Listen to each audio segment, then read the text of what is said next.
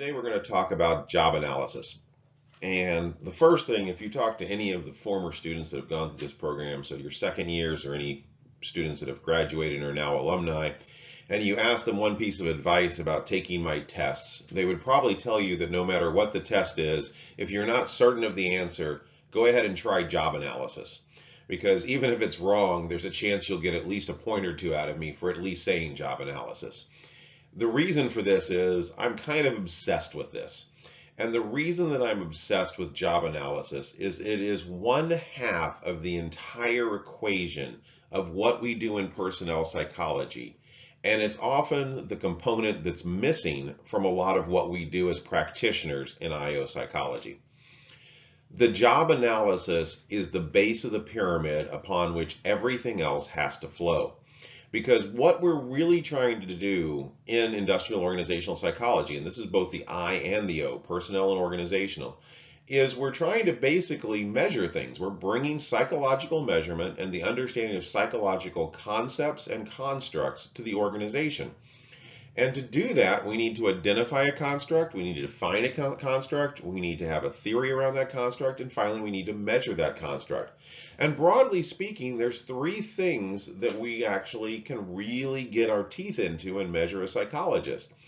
And the first is on the chart that's at the bottom here, and that's the person themselves. And we spend a lot of time looking at how we measure the person's attitudes, the person's skills, the person's knowledge, their abilities, their motivations, their job satisfaction, their work-life balance. All of those are things that we can measure within a person or are the outcomes of the person. When we do selection, we're usually measuring a person. We're measuring their knowledge. We're measuring their skills. We're trying to find someone that's a good match for the job. And when we find that person, when we bring them to the organization, a lot of the times we're also interested in the impact that person has in the organization. We're interested in the HR outcomes, the square in this chart. Attraction to the organization, performance once they're in the organization, retention, can we keep them in the organization, attendance, kind of motivation, are they actually there doing the job, their satisfaction with the job, and a lot of other outcomes. And again, we're fairly good at measuring most of those. Maybe not quite as good as measuring the person. So we're going to get, when we get into actually measurement of performance, we're going to find that again, we spend an enormous amount of time, science, and psychometrics in making sure that our measures of the individual person are as accurate as possible. And when we get to the measure of performance, we often accept fairly shoddy measures. But we're even looking at something else, and that's the missing part of this equation, the missing half before we get to outcomes. And that is the measurement of the job itself. What is the job? How do we measure the job? How do we define that job? How do we do so in a subjective and scientific way? What are the requirements of the job? What are the rewards of the job? How do we measure that job? Because if we don't know what the job is, if we don't have a job analysis, if we don't have a clear, reliable, robust measure of the job that we're trying to find a person to fill, how do we know what kind of person is necessary to fill that job? And once we find that person, if we don't have, again, a really good definition of the job, how do we really know what performance as related to organizational outcomes is for that job? So the job analysis is the basis from which almost everything flows to some degree. And in personnel psychology, it's the basis of almost every function we're going to do. If you're trying to train someone for a job, you need to know what the job is. If you're trying to hire someone for a job, you need to know what the job is. If you're trying to recruit someone for a job, you need to know what the job is. And to some lesser degree, if you're trying to decide on a proper compensation for the job, you need to know what the job is compared to other jobs within the organization. And finally, if you're wanting to actually measure success in the job, once again, you have to know what the job is. Now, the job itself is a more subjective creation, construct, if you will, in the person. It's one of the reasons that a lot of psychologists have focused on the person. The person is what we're used to measuring. We have 150 years of theory and science and psychometrics about measuring the abilities of people, the skills of people, the knowledge of people, the personality and motivations of people. When we're measuring a job, we're really basically taking on the role of more of a practitioner, but we want to do it in as objective a way as possible as we define what actually is the job. And a lot of times, if you find an organization that does not have any job analyses, there's a little bit of duh, the job is, and they'll tell you. But the problem with that is a poor basis to begin a creation of scientific selection, training, and performance appraisal methods off of. Some managers' general idea of what the job entails. So the job analysis itself, Cassano and Aquinas basically say job analysis is the HR professional what a wrench is to the plumber. In other words, it is the most basic tool, and it's the tool that you probably couldn't do your job without if you don't have. Carl Greenberg, when you're doing a job analysis, you're like an attorney learning everything you can about a particular job. And I like this quote because it reminds us that this is the mating of science and practice. There is not going to be a clear scientific methodology that we can use in isolation to measure a job. It is a series of tools that help us explore, and depending what the job is, some of those tools may work well, some of them may not work as well. And each time we do a job analysis, it might be slightly different. And finally, Williams and Kraft, job analysis frequently serves as the cornerstone of many HR processes. I would go one further and say that if it is not the cornerstone itself, it is at least a part of the base of the pyramid of almost everything we do in an organization.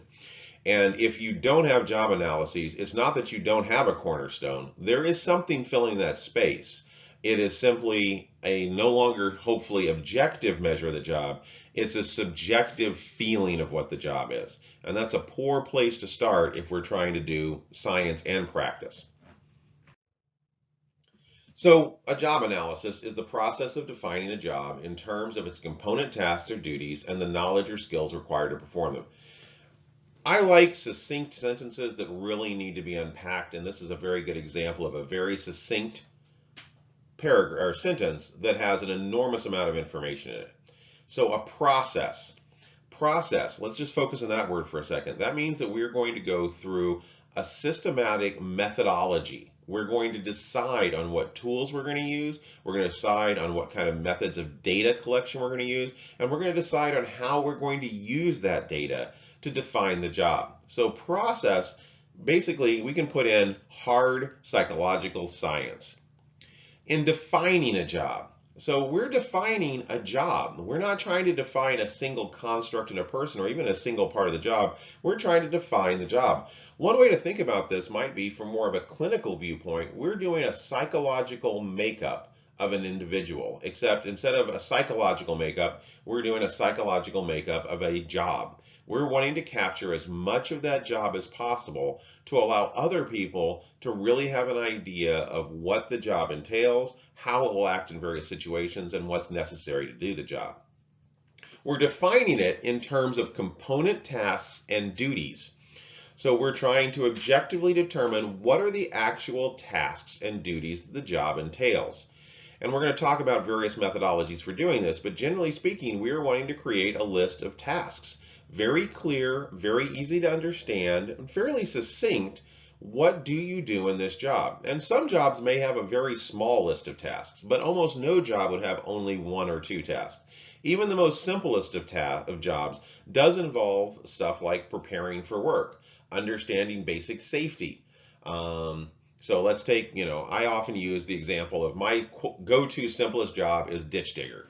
You work at a union construction site and your only job is you dig the ditches around new landscaping for buildings that are going to be built.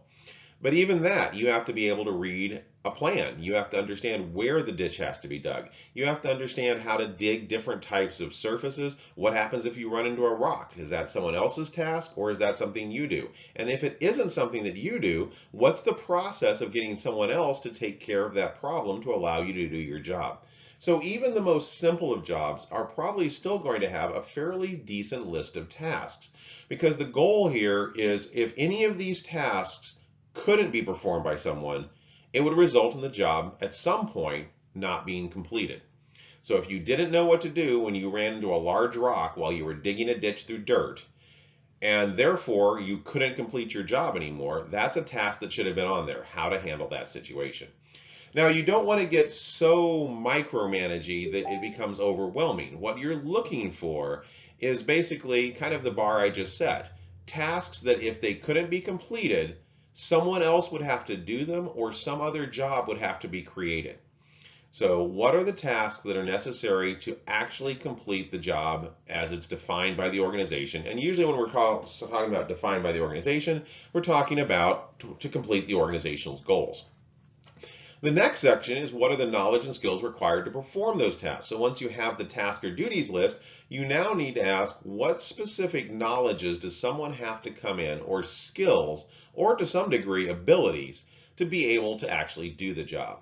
So we're creating task lists, we're creating knowledge, skills, and abilities, and let me just talk briefly about KSAs. We're going to use KSAs, and that's an IO acronym that we use a lot, an acronym. KSA is knowledge, skills, and abilities, and sometimes you'll see it as KSAOs, other. So knowledge is things that you know. It's actual procedures, it's history, it's word lists, it's security protocols, it's kind of semantic memory. Skills are things you know how to do. Knowing how to use a drill press, knowing how to carve soap into a polar bear, that's a skill. Ability is raw talent or the ability to learn skills and knowledge. So for example, there may be a job that has a very high K and S requirement, but not ability. We're not planning to train you. We want someone that already knows how to use the job, knows how to do the job. They have the knowledge and skills to do it. But once they have the job, we don't anticipate it changing. We don't anticipate them having to learn new skills. So we're really not worried about ability. Some jobs, a lot of the knowledge and skills have to be learned on the job. Very few applicants are going to know them coming into the organization. They're organizational or job dependent. In that case, ability becomes much more important. Your ability to learn new skills, your ability to learn new knowledge. So abilities are often, for example, cognitive ability, spatial perception, things like that. And O is usually everything else. It's a lot of times it's interesting that it's the O for other, but it's also honestly O for kind of organizational psychology. It's personality, it's motivation, it's work-life balance, it's handling stress. It's those other categories that might not be a knowledge, skill, or ability, but may still be important to the job.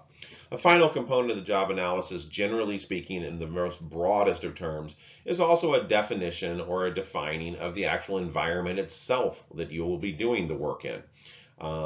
Is it an office job? Is there safety concerns? Is there temperature concerns? Is there very physical requirements that are necessary to do the job?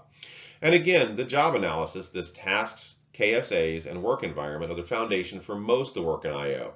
It's the most important building blocks, especially for I or personality psychology, because it's where we're going to go to the job analysis when someone asks us to come up with a performance appraisal. We're going to go to the job analysis when someone's asking us to create a selection battery. And we're going to go to the job analysis when we find that some workers don't have the KSAs to do the job. Well, what KSAs are they missing for what tasks, and how do we train them to do those tasks? So it's the framework for industrial psychology is the job analysis. And broadly speaking, again, and we're really kind of at a very high level at this point, job analysis can have three purposes. The first one is probably the least used, and that's job evaluation. And the idea behind job evaluation is to actually use the job analyses. In other words, you have job analyses for every job in your organization. And then you can quantify how rare or how common each skill set is and how vital or non-vital each task is of the job. And use that information for compensation. So for example, if you have a job analysis that pretty much says the following 5 tasks are what are required to do this job, most people have the knowledge, skills, and abilities to do these tasks. And if these tasks were not done, it would not be an immediate stop to the organization. That would probably be a job that would require fairly low compensation. You could, in the same organization, have a job analysis of a job with about 30 tasks, all of them requiring fairly advanced knowledge and skills and training, and each one of them being something that if they weren't done on a regular basis, all work would stop. That would be a job that would be compensated very highly. Some organizations have used job analyses to do job evaluations to some degree to look at compensation. Often job analyses may be brought up if there is a court case challenging an organization on how it does its compensation. And honestly, this is the way we probably should do compensation. The reality, though, is that in most organizations, compensation is not being determined internally by a job analysis. Compensation is usually being determined by supply and demand within the marketplace. If you have a skill set that's fairly rare and fairly hard to get, you're probably going to be compensated more, and you're probably going to find it easier to find work. So again, that's the first thing we can do at job analysis. Now, just because job evaluations are not very common, that doesn't necessarily mean that we should not think about them if we're doing a job analysis. So a good job analysis should be able to fulfill all three of these roles. So one of the things you want to think about when you create a job analysis, even if it's not going to be initially used for compensation or evaluation, is are you defining to some degree the importance of the various tasks and the not necessarily the rarity, but at least defining the knowledge, skills, and abilities in such a way that someone could infer how common or easily it would be to find people with these skills. The next two are pretty much the core of every job analysis, and these are the ones that are regularly used in organizations. The first one is the job description. We're describing the job. We're giving the tasks, the skills, etc. And we're basically, this is going to be used for criterion development, performance appraisal, job design and redesign, and training. So criterion development, criterion are predictors. So this is for selection purposes. So once you know exactly what tasks are necessary for the job, you can use those tasks to develop selection tools. If you know how important each task is and also how you complete those tasks, you can start to come up with performance appraisal systems that capture the key important tasks and if they're being completed. If you find that certain jobs just aren't working very well, or the people that are within them are claiming that's not actually what we do, job descriptions can be then used to kind of redesign the organization, job redesign and job design. And finally, of course, you can identify training needs. Job specification is generally going to be, kind of think of it as the abstract of the job analysis. It's specifying what is actually required to do the job and what the job is like. So it's basically taking all of that big list of tasks and knowledge, skills, and abilities and trying to sum it down into a succinct description of the job, the type of person that would fit the job, and the kind of job environment. And this is often going to be used by selection and in placement and recruitment to help find people to fill a job. So again, a good job analysis is going to be usable in all three of these. But you also want to think a little bit about what is the main reason that you're doing the job analysis, and that may focus your efforts. And like I said, that generally means that if you were truly doing a job analysis for a job evaluation, you would probably have components of the rarity of each knowledge, skill, and ability. What is the minimum level of education to have these skills, knowledge and skills, and also very specific listings of how key or vital each task of the job is. If you're doing a job analysis primarily for description and specification, you may not have quite those same components, but they should at least be inferable from your description and specifications. So there's three broad approaches to job analyses, and these are somewhat historical. Initial job analyses were work job-oriented approaches. They described the various tasks performed in the job, and they were very job-specific. So a work-oriented approach or a job-oriented approach was kind of the historical way that we saw job analyses being done, kind of the turn of the century, 50 plus years ago, 50 to 70 years ago. And really all they were the task lists. That's what they were. They were task lists, and they might have a minor list of what skills you needed to do those tasks. So they were very focused on the job itself. They were very focused on the tasks of the job. Now, with kind of the organizational revolution of the 50s, 60s, and 70s, we kind of saw an alternate approach, a worker-oriented approach. Examined broad human behaviors, physical and interpersonal and mental factors, really focused on what's the person that could do this job. And not just knowledge and skills and abilities, but a lot of times a lot of the other, so interpersonal, mental factors. There was some crossover between the two approaches, and one approach is not necessarily better than the other. But for quite a while, 60s and 70s and into the 80s, honestly, you usually tended to find job analyses in one of these two camps. It was either focused on the job itself, the tasks, or it was focused on the worker who would actually do those tasks. More recently, and by recently I mean 30, 40 years, we've been using the hybrid method, and this is really what makes sense. We want to gather information about the work and the worker at the same time. We want that task list, but we also want that KSA list, and we also want that environmental component to tell what is it like to actually do the job. So let's just briefly go through the process of job analysis. So first, to decide on what job or jobs are to be analyzed. So what are the existing roles or titles within an organization? And this may seem fairly simple, but a lot of times when a job analysis is done, an organization is going to either limit the number of the ones that they're willing to do or want them to focus on a specific area, whether they're being analyzed or reanalyzed. And also you need to do a little bit of homework on exactly what is distinct jobs. And what I mean by that is when we're doing a job analysis, we want to be able to identify distinctly different jobs, but we also don't want to micromanage it to the level where we've done a job analysis for each individual person. So for instance, in the psychology department, there is an undergraduate secretary and a graduate secretary. Their jobs are different, but they're also very similar. So instead of doing a job analysis for each of those, you might decide to do an office secretary or an office administrative assistant job analysis. If you're looking at psychology professors, again, doing professors might be too broad, but doing specific professors might be too focused. Within the psychology department, you might decide to do undergraduate faculty, graduate faculty, and you might decide to split the graduate faculty by program. So again, at this phase one, deciding the jobs to be analyzed, it's not so easy as just going these 6 jobs. There is work to be done here.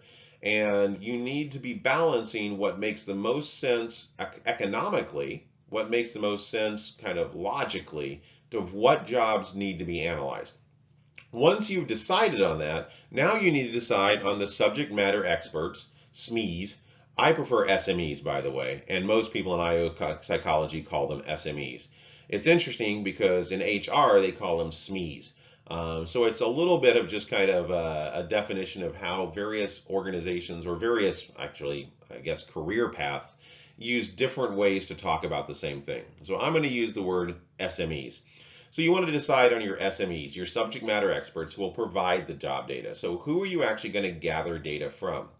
Once you know who you're gathering data from, you're going to decide on the method to gather that job data, and the methods may change from group to group. So if you're collecting data from both the people who hold the job, managers who manage those jobs, and also customers who interact with that job, those 3 different groups of SMEs may require different methods to gather job data. And some of those SMEs you may want more rich, detailed data from, and some of them you may want more survey level surface data from. You then want to meet with the selected employees, managers, and incumbents to explain the process and methods. So the people that are managing the job and the people that have the job. And you want to let them know what's going on. You want to explain what you're doing and how you're trying to gather this information and how it will help them. You need buy-in. You need people to be willing to give you good data. Once we're at this point, we're going to collect the data. From that data, and that's a fairly large process in itself of collecting the data using these various methods, but once we have all the data, we're then going to analyze that data, and for the most part, it is going to be a combination of quantitative.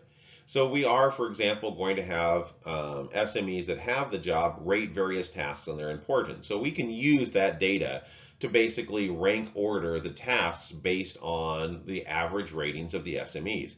But a lot of that data is actually going to be also qualitative and is going to require some form of qualitative analysis to determine what that data is telling us.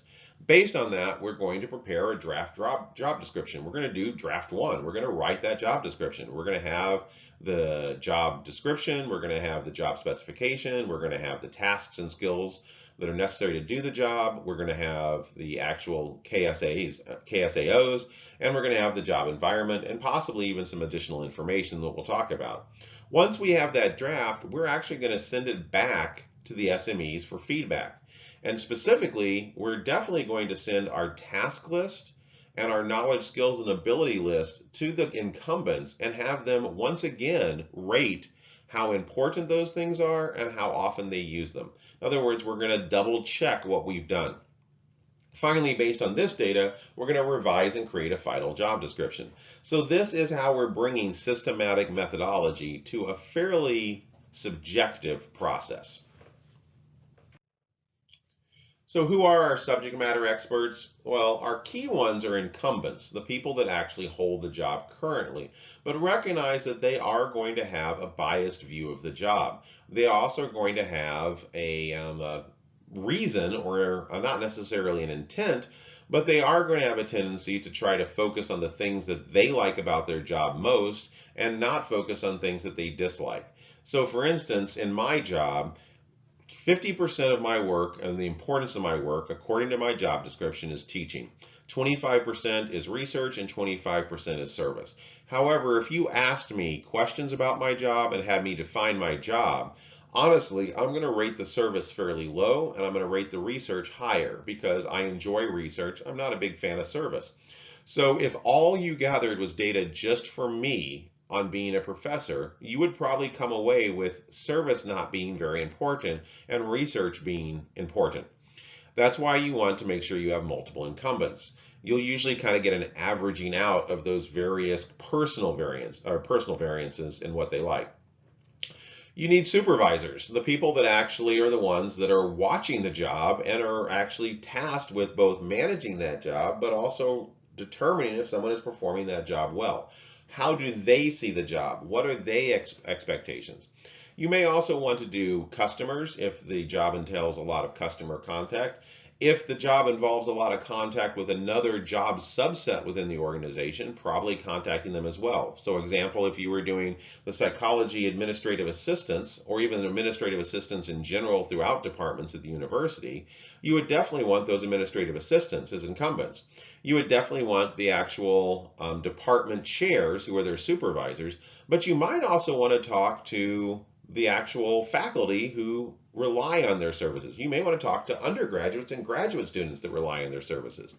You can also bring in yourself and other job analysts to gather information about the job itself, so you can have outside incumbents. The biggest thing here is the more logically accurate sources you can use. And what I mean by logically accurate here is sources that make sense. You don't want to gather data from people that really don't know anything about the job. But if you have people that have kind of eyes on the job, interact with the job, and understand the job, you probably want to bring them in some form as subject matter experts. So as you're getting ready for the job analysis, the first thing you probably want to do is simply learn about the job. You want to do some research. You want to understand the purpose of the job analysis. So as far as learning about the job, there's a wonderful resource available, and it is the